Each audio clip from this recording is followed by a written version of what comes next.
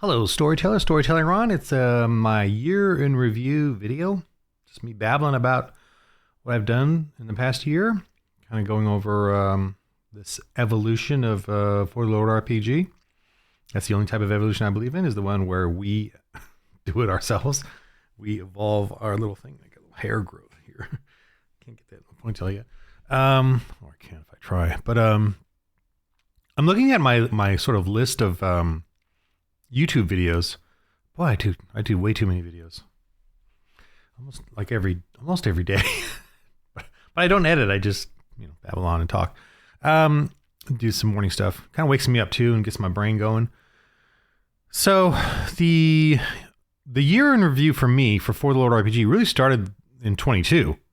I'm looking at the list here, and I started really For the Lord RPG is kind of my focus.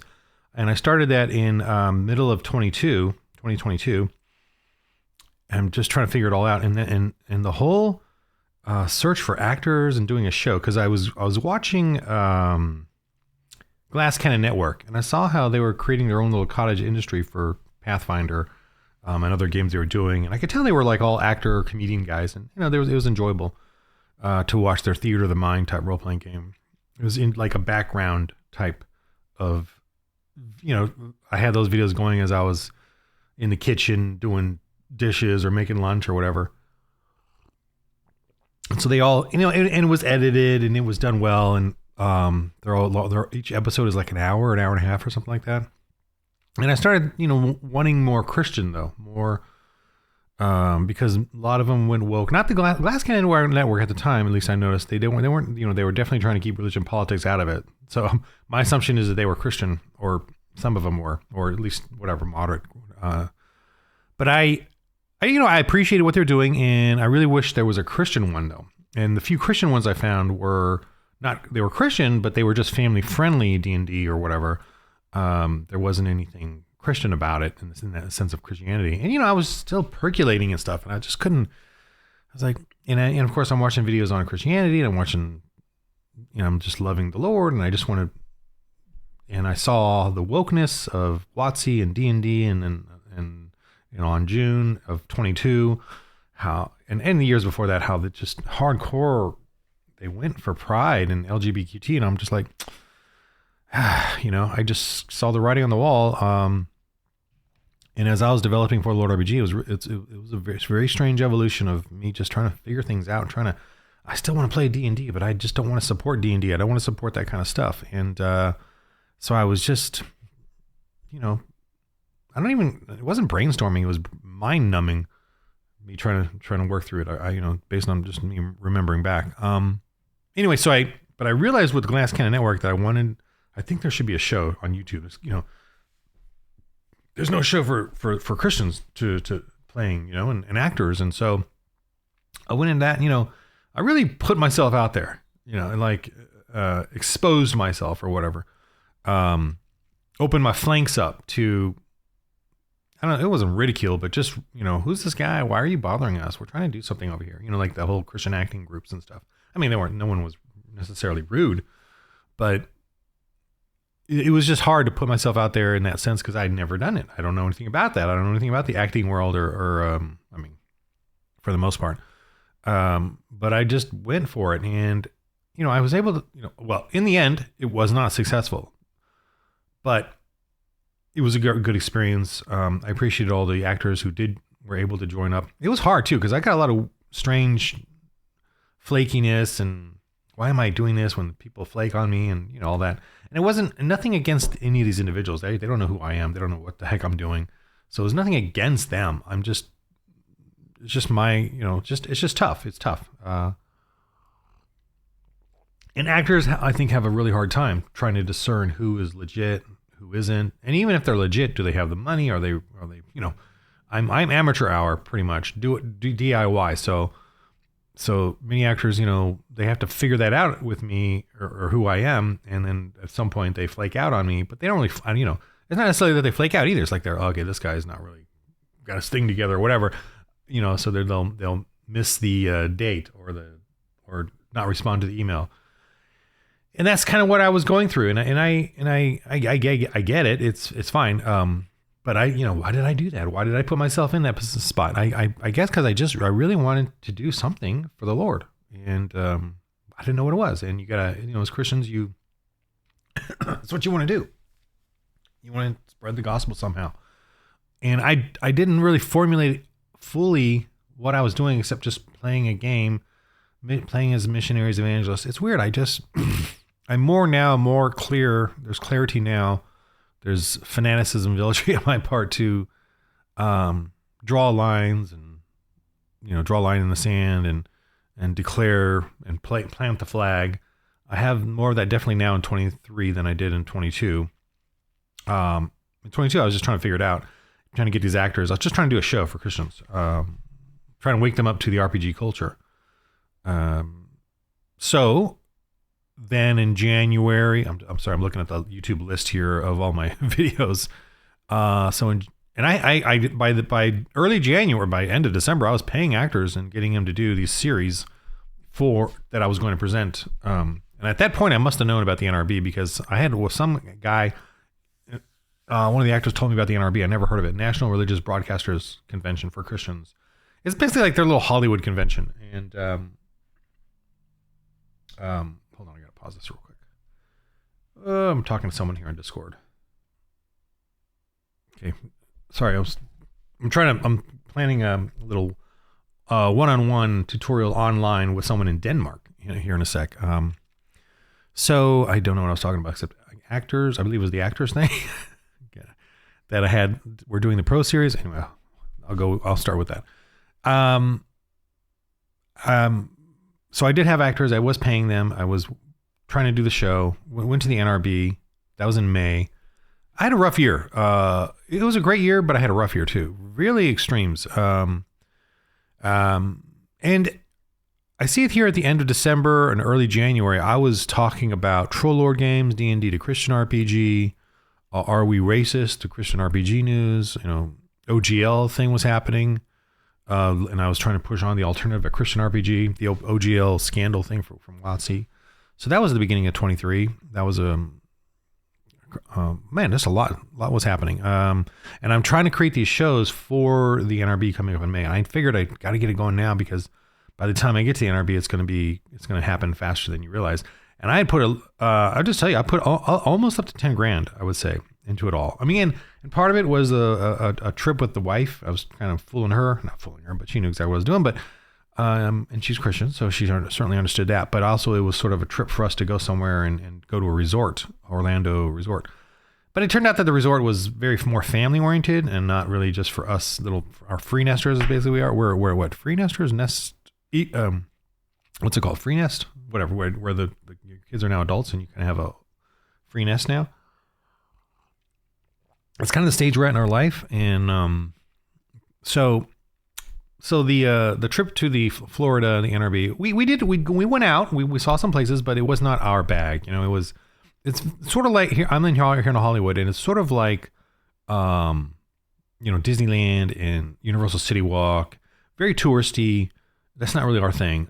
We did find some interesting little places to go to, but most of them are these sort of established tour sites, where people come together. And it was nothing negative about that. It's just, if I had kids, that's the best. That would be a great place to be. We're just past that, and we're before kids and after kids. My wife and I are sort of more alternative or goth adjacent, industrial, or I am anyways, music wise. But we like to do alternative stuff. We like to do more. The European kind of, because she's from England, so we like to do more odd stuff and not the kid stuff anymore. Like that we did we did all that stuff. Don't worry. But now we're doing more of that alternative stuff. So yeah, Orlando is not really that kind of place. And they did have an 80s alternative club, but I couldn't go because of that night. And I think my God's like, yeah, I'm going, but I couldn't go because I was actually during that time building up. I was having my uric acid gout issues that was ticking time bomb. And it was a couple weeks after the NRB that I freaking got bedridden, crippled for 4 weeks. And so it was building up over I started the carnivore diet as well in like January, February. I don't know wherever this video is. I have a carnivore video on there, and I started that in early 23. And and the reason I started the carnivore diet was because I was looking for a solve because I kept having these inflammation issues, these gout. The toe gout was rare. I think I felt like I solved it with my calcium supplements, my bone supplements. So I wasn't really getting in the toe that much, but I was getting it in my wrist, my elbow, whenever I worked out and tried to get, going on my medieval armored combat stuff. Whenever I got to a point where I was working out like really hard, I would get an inflammation. And I thought it was due to that, possibly my diet, because I was still kind of, I'm a King's diet kind of guy, wine, heavy meat, potatoes or whatever. But so I found about the carnivore diet and how, it's supposed to kind of clear up your stuff. But what I didn't know, obviously I didn't know that uric acid, I should do another video on the gout thing, but the uric acid, I didn't know that having elevated uric acid in your blood over time builds up a ticking time bomb of crystals all over your joints. I thought that the uric acid flowing through your blood, high, elevated, was bad only in the sense of you would get once in a while it would leak into the joint and start an inflammation. I didn't know, and the rheumatologist like, no. It's constant. The uric acid is constantly leaking into your joints now, but not even with an inflammation. It's now. So you're building up these crystals in there now, constantly over 20 years, and then you start getting these more and more and more as you get older. Arthritis, basically. It's arthritis. It's pain. It's inflammation. It's stiffness. I was having a difficult time. Here I am trying to medieval armored combat, over the last few years, and I was having a difficult time just bending over or getting off the couch was painful. And I thought that was just getting older. I gotta just work out a little more. I gotta get off this and then I would get an inflammation every 2 to 3 weeks, or at least once a month, or based on the working out and all that. And then I would be off for 2 or 3 weeks and get stiff or whatever. But now I'm taking the alperenol, the uric acid reducer, and I'm taking colchicine, which is an anti-inflammation. And I've just got weight. I can bend. My bending now is still stiff. I'm still stiff and old, but it's not painful. It's not like it used to be, man. And I'm starting to work out more regularly now, with, getting stronger, with a little more intensity and not really getting inflammations. And I actually got a stiffness in my hand today. Woke up with it, but that's because last night Sunday is my cheat day, and I had a big thing of ice, German chocolate cake my daughter made and some ice cream. And I felt horrible eating that. I felt like I was drugged. And then today this is sort of, there's still a little bit of a residual, gout, uric acid, arthritis thing there, but my hand is just a little not as bad as it is, but I ate way too much last night, the sugar. And I also had a fat burger, and the chili cheese fries was great. I actually feel pretty good even after eating that. But it was it was definitely the sugar. I got to check my uric acid. I'm kind of curious, but it's been very low. So I've been very happy. And so thusly, when your uric acid is low enough, the crystals start remelting back, away from the joints and back into the blood. And so that's what the alperenol does. It doesn't lower your uric acid in your blood. What it does is it actually, I believe, based on my layman's study, that reading of it, it hinders a protein in your kidney or liver that creates the uric acid that your own body creates to do, because you need it for certain many things, but it whatever. So this kind of handicaps your kidneys from or your liver from making that uric acid, because you're eating so much of it and you're getting it from other ways that your body's overreacting or whatever and making too much. So it hinders that mainly. Diet wise, I really haven't noticed which one dramatically raises. I think when they say red meat, the one time I had a very pricey ribeye that seemed to jump it up, but I had a big meal. But other times I've eaten red meat, and I'm definitely trying to eat more grass-fed, grass-finished meat. But it doesn't really seem to jump, even when I have a ribeyes and stuff. I don't know. It was just that one. It was like a very, I went to the farmers market here in Fairfax, very famous kind of big farmers market here in Hollywood, and I I bought a big pricey ribeye there once and ate that. I don't know, or maybe it was the wine with it. I don't know. But I've had a lot of, like over the holidays, I had a lot of wine, I had a lot of red meat, I had a lot of everything, and even sugar, which, and my uric acid's kind of been pretty, so I don't, I feel like pork jumped it up too. Like not regular pork, but I had a pork back, like the big bacon things. I don't know. I gotta like just kind of keep looking at it. I've stopped taking omega-3 only because I just haven't ordered it again. Just been kind of lazy with it. Not lazy. I'm kind of curious. But I've been taking omega-3s and that's supposed to help lower uric acid. And I stopped just because I ran out of it and I haven't done it. So I'm kind of curious if my uric acid is going to go up that way. I've been buying more eggs that are pasture raised eggs because supposedly every beef and eggs where they're fed corn or fed cheap grains to, their omega-6s go way up and then their omega-3s go down, which is bad. You need to have them balanced, the omega-3s and omega-6s. So that's why you need pasture raised, more grass fed, the way God intended it for you, chickens. And, chickens need to be out in the pasture eating bugs and picking out the grass. Then the omega-3 and omega-6s are balanced. If they're in like a factory and they're fed grains and corn, then their omega-6s go way up. So they're kind of fatty, and then that's supposed to be bad for you too. So eggs, I've been eating a lot more of the omega, what I'm assuming is pasture raised and local farmer type chickens that are out eating natural stuff. Anyway, I'm going off on that because this is my year in review. And that was a big thing for me. I was crippled for 4 weeks after the NRB. Let me get back to the NRB. I'm going to go all over the place. But the build up to the NRB was pretty, I'm kind of, proud of myself for what I did do, even though it was a complete failure. And I'm kind of frustrated with that, but I'm still just kind of happy with how the whole process of me going for it, and putting the money into it, and doing it for the Lord, whether I succeed or fail. I'm not upset at it at all.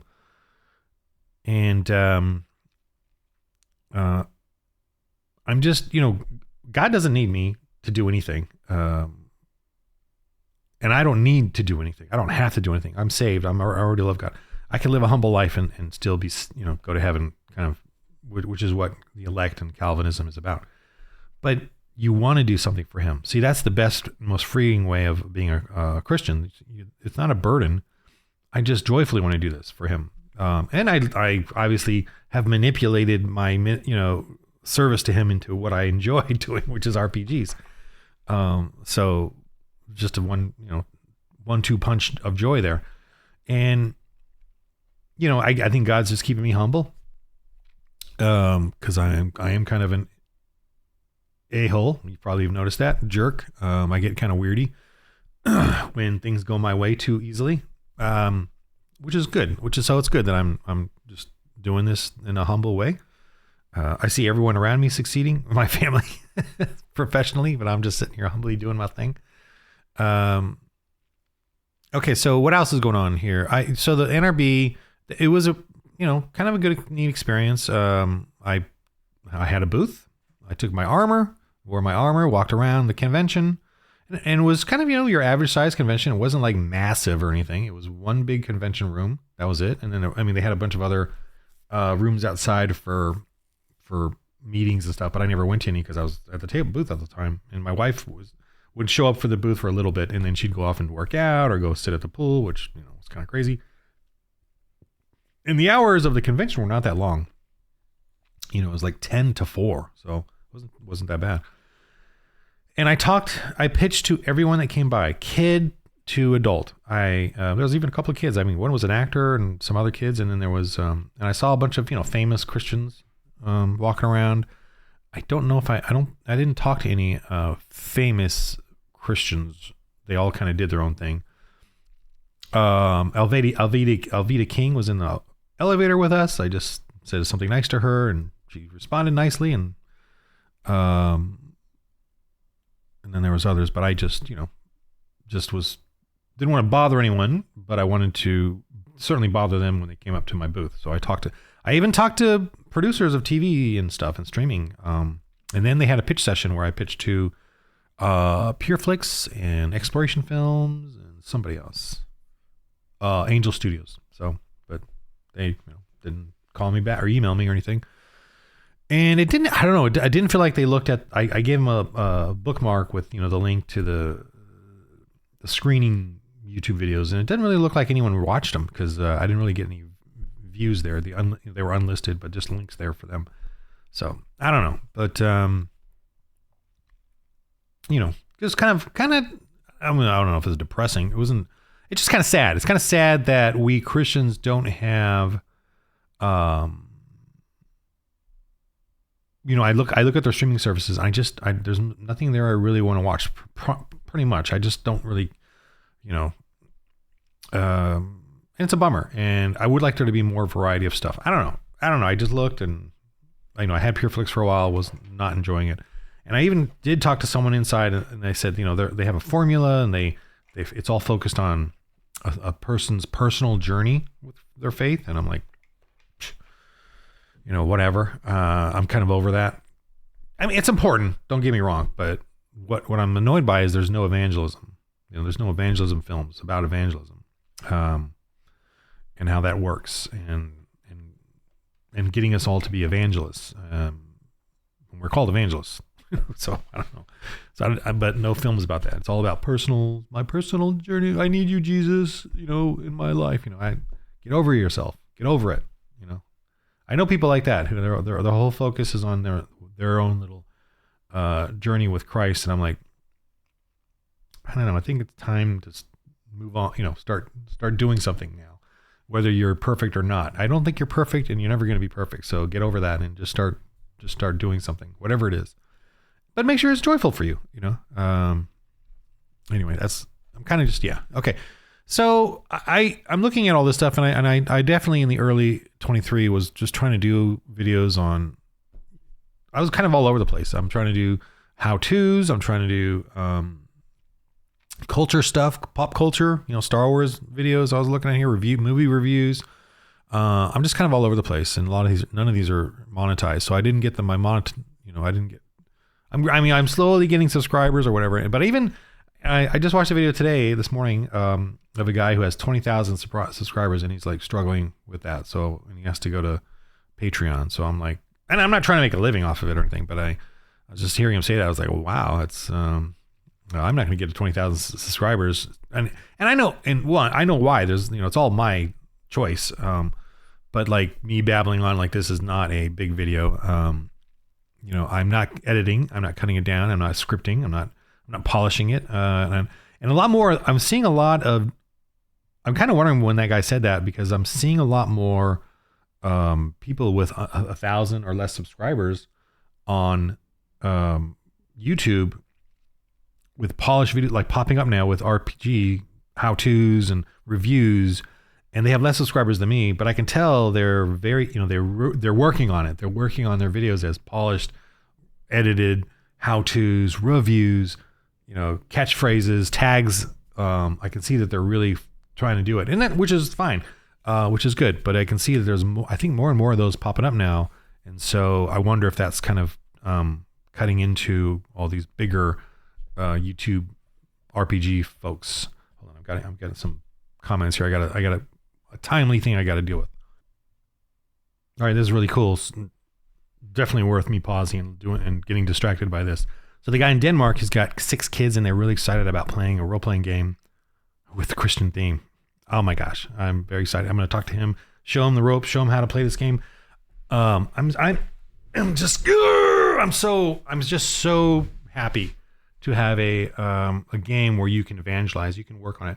So I had my daughter just recently finally got her to play. She's a 5e fanatic, or not, that was her first experience with RPGs is 5e, and we had some epic campaigns with them. Just her and me. I mean, for a year or two, we played epic stuff. I mean, you can see, if you see on my channel, I draw everything. I do all the music. I do all the maps. Well, when I was playing with her, I drew epic stuff. I drew all the tokens that she used, her characters. Oh, I'm take that back. I did get some I did get stuff off the internet. Take that back. But I put that all together. But I started drawing at that point. I started drawing a lot of the stuff too. And she had a huge battle where she was on a castle on top of a mountain with some knights and her two characters, an elven ranger and elven druid, and they had huge ogres and orcs coming up the pathway with siege, and she had a huge battle with them, and she freaking kicked my butt basically with her spells and her blizzard and whatever else. I forgot what like all the terms, the names for the D&D stuff, but she freaking epic. And sorry, they're doing Discord in there. But so epic, and so she didn't want to play my For the Lord RPG. We're silly banter between us, but finally, her and her suitor convinced her to play, or pushed her, and eventually I know she was going to play, but she was giving me a hard time. But she finally played, and she couldn't play the charging battle axe woman. She couldn't, act like a man. And that's one of my video themes now is fighting against this women or men. Then that's considered equality in pagan RPGs. I want to attack that, rebuke it, shame every RPG guy, especially the Christian RPGers, that women are not men. They should not act like men. And I'm even watching a movie right now. It's a Netflix series called Blue Samurai, which is very rated R, animated rated R. But they have a woman samurai, and I'm gonna criticize that film mainly for that, not even for the nudity and the gore, but for that stupidity. It's so uninteresting to see a woman pretending to be a knight, a man, and a sword. Like she's really good. It's just so uninteresting, fantasy or not. I don't care. It's just uninteresting, and I'm gonna expose it as uninteresting. I like that women want to be heroes and stuff. I get it, but you don't act like a man. There's actually a woman character in there, and I don't know what if she's good or bad, but she has to deal with this man world. She's being, moved into a traditional marriage, and I'm very intrigued by that. What is she as a woman with all these men telling her how she's going to live her life? She has no freedom. That is what I want to see in the story of a woman, and how she has to deal with that, and how she figures out, and she tries to manipulate her father in the sense of trying to counter his, stubbornness to her. That is a woman's story. So that there actually are writing a woman's story in there, and I appreciate that. But the woman samurai is not a woman's story at all. That's just a man's story. Anyway, back to my daughter. So she played as a patron lady, and she was like, whatever. And then, man, within 5 or 10 minutes, when they came into the village and the pagans were like, pagan, and we don't want to worship your God, she was like, oh, my daughter is very, she reads the Bible on her own. She's very articulate when it comes to her faith, with the kids and the schools, and even I've had youth pastors talk to me and say, your daughter is, so. But when she had to evangelize, she didn't know how to. She had no articulation. She, it was like a foreign language to her. And I think she knew it. And after that, she's like, you know what, she started saying, my character gathers Christian artwork and wants to take it to these local villages and then show them Christ. So she was creating a character right on the spot. I'm doing a one shot with them. I'm trying to start a campaign with them, but it was kind of a one shot late at night. And she started really getting into it. And then she started figuring out what to do with her character and started acting as a woman, not as a man. She can't charge. She can't charge into the fray. They fought a dinosaur, a velociraptor. She can't just run up and start fighting it. She had to figure out other ways to help the man who was fighting it. So that is what a woman's role is. A woman cannot just charge up. That's stupid. Completely stupid. It's stupid for fantasy. It's stupid for role-playing games. It's stupid to portray women like that. It's stupid in movies. It's stupid. I'm going to say it. It's stupid. And it's uninteresting. Men do it. It's fun. It's entertaining. But again, if men do it all the time, pretty boring. Women do it. Okay, that's interesting for a little bit, but really? Boring and stupid. Not even convincing. You have to put a man in there just to get him to move the same speed as the man, as far as a stunt double. Or do some CG, because they're not going to even move as fast. I mean, maybe if you cut it, edit it really interestingly, or have the man slow down while she swings, and then you can speed up the film. I don't know, but anyway, okay, don't get me started. So the NRB failed, came home, you know, there was a couple of people saying they were going to contact me afterwards. So I thought maybe there was still something happening, and then a week later I had to go to the homeschool convention and my sister came and helped me with that one. And, you know, I was selling stuff there and trying to work that out. And I was transitioning from my Alfred books to the For the Lord IBU. So I was kind of had a mixed, sale pitch there, theme. And I'm still doing Alfred, so don't get me wrong there. My book series, my fantasy book series, and there is Jesus in it. You know, slowly I build it up over volumes, but it's very traditional fantasy, like D&D, Lord of the Rings fantasy, very epic, big battles, fantasy, orcs, all that kind of stuff. But and even the girls are archers, like they're heroic fighting archers in it. I do have that for sure, but you can tell they're women, and the women in it are women, and there's romance in it, you know, with a woman, and she's a woman, not a man, doesn't act like a man, doesn't fight like a man. And then the love interest of Alfred does, you know, she's a super cool elf archer, not elf, but she's an archer, but she has elven stuff. But she's young and limber, you know, and blah, blah, blah. So there's going to be a change though at a certain point. Didn't mean to give that away. Oh well. Okay, what else? I'm just looking through. So I you know, had the actors. I've had like 20, 30 actors, like paying them or having me on a roster or rotate and schedule them. So I was working hard on this thing, you know. But so anyway, after that failed, whatever, the NRB, and then I had 4 weeks off where I was doing the whole gout thing. That was freaky deaky. I ended up in the ER on morphine. That was a wonderful day.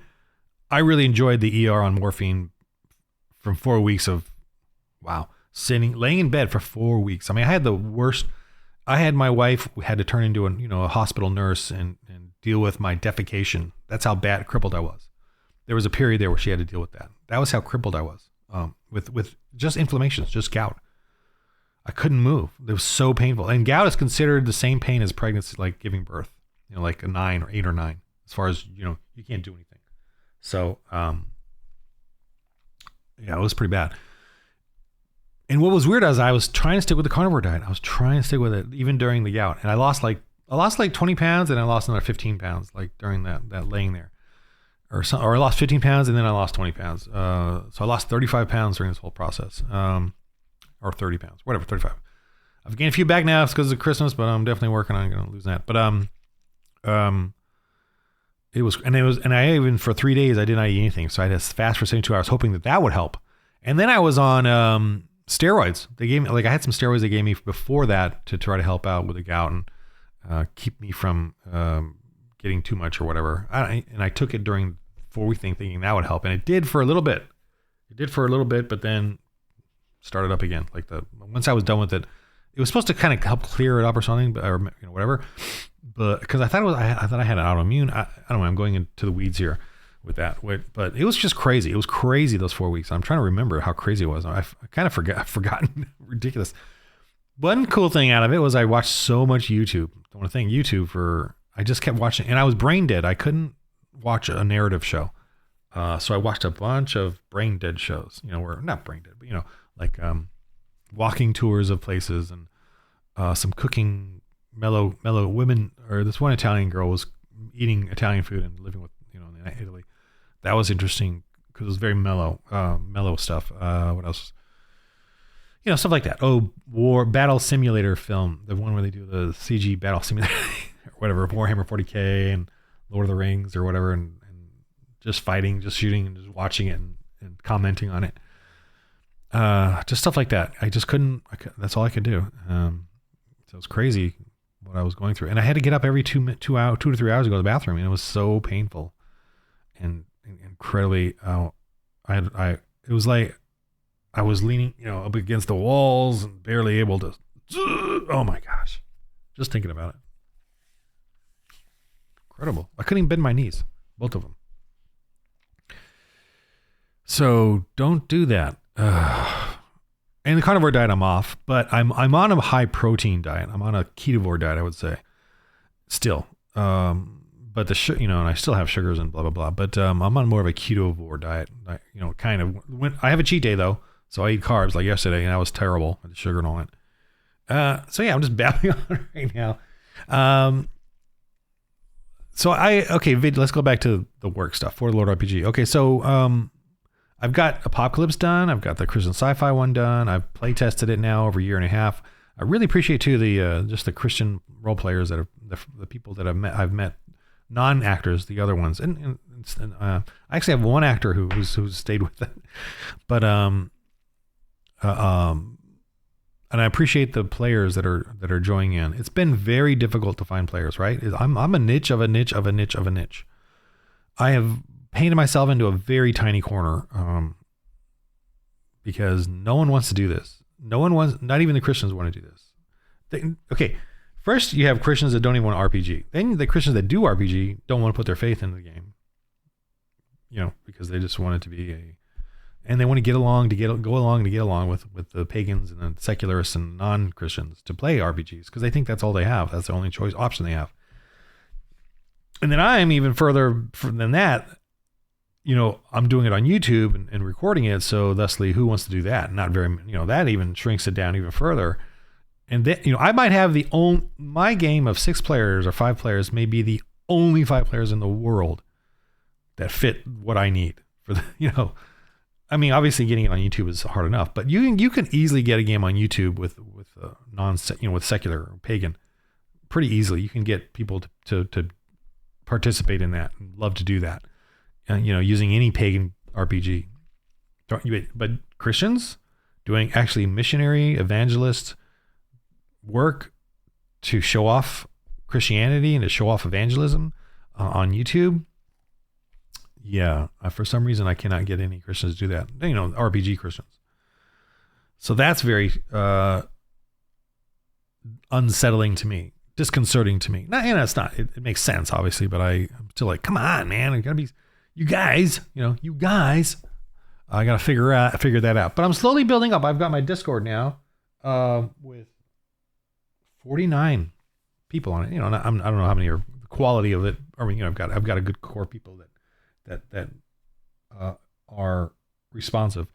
But I'm slowly just trying to get this out there, and I am slowly getting really, people who checking this out. So that's my slog, I guess. My marathon, my slog is to just slowly keep doing this. Hopefully people will come across it on YouTube. I had failed at a Kickstarter recently. That was a bummer. But I got 1 or 2 people there, just, hey, didn't know anything about it. And now they're part of my Discord. So that's good. And it cost me nothing, a little bit of time to set it up. I could have done it. I'll probably do that. I probably will do that one again, just repeatedly, fail or not. I'll just lower it down to $500, as my final, because I have everything done. It's just a matter of getting people to see it and wanting to buy it on Kickstarter or backer kit maybe. So everything's done as far as the first edition. I'm not a carnivore. I already said that. I'm definitely getting into more pagan stuff, like exposing paganism, and which is everything. Everyone is pagan. We're all pagan by default. When we're born with sin, and we're born that as we grow up, we want to be our own God. We want to make up things. We want to create our own things. We want to do our own things. We don't realize until we're taught that there is a creator. There is a Jesus. There is a savior. There is someone who did all this for a purpose and for his own glory. We don't realize that. We have to be taught that. And paganism, we don't have to be taught necessarily. We just have to start making stuff up based on what we see or what other people are saying. We can start making up our own paganism. And pagans are what you and I are by default. Paganism was there before Christianity, and homosexuality and LGBT was all there. It's funny how people today say, this is the modern world is LGBTQ. Like, well, tell that to the Romans and Greeks, because before Christianity, Romans and Greeks were very LGBTQ. So I don't know what you're talking about there. So I got really into more of the sci-fi and the apocalypse in my videos here. I've got, I'm trying to do some pop culture to see how that goes. Some of these go little viral. I don't know which ones. I'm just kind of, I'm not going to think too hard on that. I'm just going to keep doing what I'm doing. I enjoy what I'm doing. I'm just looking at the list of videos here. Am I just babbling and talking and then working on the game? and working on my doodling and the maps pieces and building out the content for all 3 settings. For the Apocalypse one, I don't necessarily need building out because that's very hex crawly, and you all can do that too. But for the Dark Ages one, I'm kind of wanting to do that because it's based on old Europe. And then for the sci-fi one, I do want to do it because it's kind of like a Star Wars-y, Star Trek kind of galaxy. So I have to build out some of it, not all of it, because you can obviously make random planets out there, like they're like a bunch of different colonies out there doing things. And I do feel like there is a sect of the atheist regime where they're automated, AIs or a mad scientist that continually go out to planet after planet and plant a terraforming factory and then let that run, and that thing starts creating a livable planet or section of it, and then things start getting put out into that world, like genetically modified creatures and stuff. And so in that sense, there's an infinite number of planets you all can start creating out there that are all pagan. Obviously, they're all pagans and ripe for evangelism. And I really, to toot my own horn here, or how much of a genius I am, I really love the way I've been able to set up the genres, because I'm taking every genre. We all sort of, I'm from the 80s. We all love and enjoy Star Wars, Terminator, zombies, gamma worldy stuff. I'm taking all of it, using it in these games. You get all of that. You get it all. You get Dungeons and Dragons. We can do I don't mind doing a fantasy setting, but with the same premise of evangelism and missionary work in that setting. So if you want to do an alternate reality, a parable universe, or an alternate world with more fantastical creatures and dragons and trolls and orcs, you can. But the Christians are still there evangelizing. They're still there planting their churches and doing pretty much the same thing. And I'm very happy with how the For the Lord RPG works and how you can use it for any genre. You can use it for the post-apocalyptic genre. You can use it for the sci-fi settings, and I've set it up, the timeline of it, so they all are on the same timeline in the same world from Earth and beyond. And except not the fantastical one, but the regular ones. And you can evangelize in the Star Wars-y world, in a post-apocalyptic world, and in the Dark Ages. So very happy about that. I don't know what else. What I don't plan these out. I think about them, but I don't have a plan. I'm definitely going to go after the women versus men thing in storytelling. I'm going to try to convince Christian RPG players that you're going to have to draw the line. I'm trying to convince you guys to draw the line, to do it, and start building a ministry around the RPG, because it's fun. I'm having a great time. Way better than the stupid, boring pagan stuff. Because I get to do what they're doing, and then I get to evangelize. I get to add another layer, another depth to the story and the role playing part of it that they don't get. I guess I'll end it here because I got to get some stuff going on here. And I've been doing it for a while now. But let me see. Let me go to the end here. So the end here, I'm doing definitely some pagan-y stuff here, trying to expose all that. I'm trying to go after 5e and other RPGs, and that Christians, we need to start gathering Christians together and working on that. That's what I'm going to keep doing in the new year. I got to play. Thank you, Nick. I got to play, and he GM'd.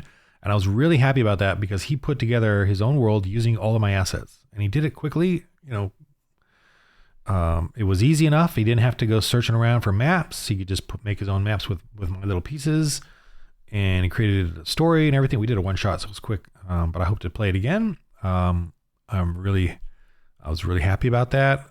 I was like, wow, this really works. I mean, I know it worked, but to see someone actually do it and create their own thing was really great.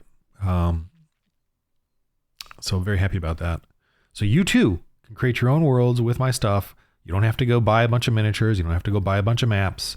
You can just get the game and the little tokens and map pieces I have and start creating your own thing, whether it's on a table or whether it's on the virtual tabletop.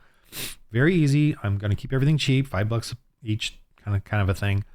And there are printables. Those would be more expensive, obviously, if you want to print, just because they're more expensive to do. But I'm going to have that available just because I love them. I'm going to start ordering some here in a minute, this week, I think. Well, should be. But anyway, so yeah, I see on January 1st, I did Paganism or Chivalry. That was on January 1st, 2024. So before that, Christianized, Shadow Dark. I got on the Shadow Dark thing there at the very end. Got lots of big views there, responses. But so I'll probably will, if I get on my feed some other role-playing game or some sort of thing going on there, like a year in review or whatever, I'll probably grab that tag and start using it and counterpointing it as an RPG, just to evangelize in the RPG culture that we have, the RPG culture. Yeah. Just to try to get other Christians to realize that you can create a Christian role-playing game and have a lot of fun. And please, if you want to create an actual show using my thing and you want to monetize it, please do. I will help you in any way I can, like logistically, just telling you tutorial you on how to do that. I would love to see. If you're planning on doing that, I will give you the whole game for free, to help you. If you got some actors, you do it better than me, please. Missionary evangelism. If you steal my game, and great, there's two of us. I did have like this actor guy say, hey, you need to copyright and trademark that. And I'm like, well, it's a ministry. If another Christian steals my game and uses it, that makes two of us then. That would be great. Now, obviously I want it to be Christian. I'm conservative. I'm Calvin-y. I'm creation science. So I'd want you to, if you're a progressive Christian doing it, I'm going to be a little bummed. But I'll just pray to the Lord real hard on that one. But if you're a Christian just trying to do evangelism in it and missionary work and use my game, please do. If a pagan steals my game and, rebrands it pagan, it's like, to me, that's like, okay, you got 10,000 other pagan games to go up against, to try to get your game over them, and then of course you're just copying mine, and they're going to know too. They're going to know just based on if the mechanics are so similar. So that'll be hilarious. So that doesn't bother me. So yeah. And again, I'm financially set in my life. So, I'm an empty nester. Daughters are doing great. They're adults now with adult careers, from the get-go, and husbands or a suitor, husband and a suitor. So no confusion there. I'm not saying we're not going to have tragedy or difficulties in our lives. And as a Christians, we're not. I mean, we will. But I don't need anything. I don't need a career in this. I don't need anything. I don't need anything financially from this. I'm just doing it for the Lord, and RPG, because I like RPGs. That's my psyche now. But the other psyche I want it to have is evangelism. I want an evangelist psyche, and the way to do that is practice. And the only way you can do that practicing is by practicing it. And the best way to practice it is through role playing. Evangelism. I don't want to go out there and evangelize because I will get angry. On the street. That's not my style. I want to evangelize this way, where I'm on YouTube, or I'm doing this. So I am evangelizing. This is my evangelism, and I will interact with anyone, on comments or YouTube or whatever. So that doesn't bother me. That's my evangelism. That's the way I work. Okay, I think that's enough for now. I got other things I got to get done here. So thank you for listening. This is my year in review of what I've been doing, what I'm up to, what I'm going to be doing next. I probably didn't cover everything because I just babble on. But that's why I enjoy doing things. Okay, so more to come in the new year. I'm building up. I'm trying to do a Dark Ages on Wednesday. I got one player wants to do it, but I got 5 on my Christians of Space one, which I really am having such a great time at. I'm polishing that up too. I'm getting better at it. I'm gonna try to get them to get better at us moving along the game better. Because we get sort of stuck Thankfully, we don't get too stuck in technical difficulties, but there's still always a few bits of that. But we get stuck in a lot of the game mechanics, especially because some of them don't, they don't have the game. They don't do it other than when they're with me, so they don't. So the rules don't stick in their head. So, hopefully I can get that going and smoothed out as time goes on. But the rules are pretty basic. I mean, it's just the terminologies I got to get across to some of them. Some of them already know it, but anyway, whatever. It's still fun. I still enjoy it. I'm still getting better and better. And yeah, I'm repeating myself. Okay. In the game of life, roll holy dice.